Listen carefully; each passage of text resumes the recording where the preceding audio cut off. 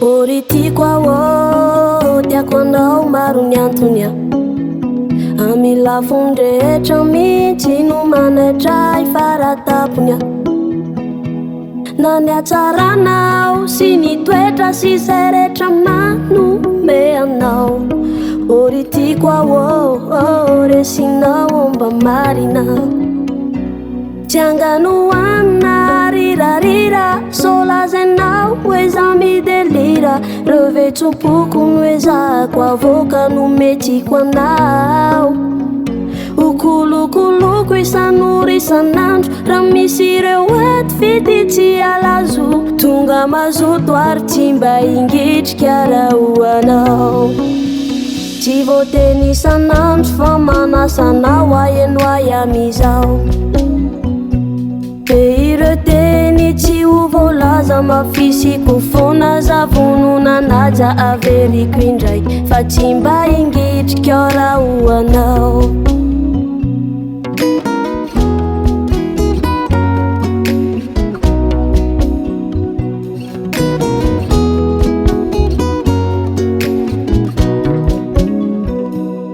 Adaladala ony fity mamiambolohany fotsiny ihany ravonare izany sika de ho ianao.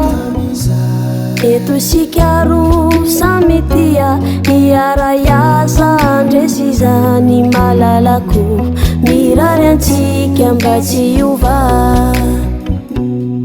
Tsy voatery tonga lafatra ny fitiombonantsika fa rehefa fitiavana marina ampizay na tsy hoentsika zay mety ao ny orina hiara-difona ny fanirina engane ho tafadaolo zay rehetra kasainy rehefa mifanaja sy mifanohana miara-miary miara-mitolona zay mety atomeny fiainana antsika roa.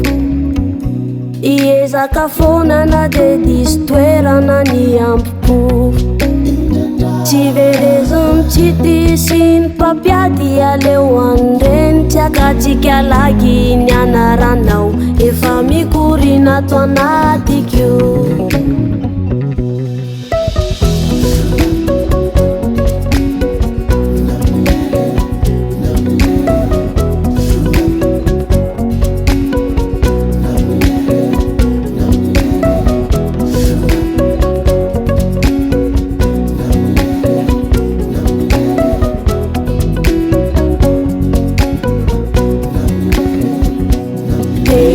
Teny tsy ho voalaza mafisiko fona zavonona naja averiko indray fa tsy mba ingitrika raha hoanao.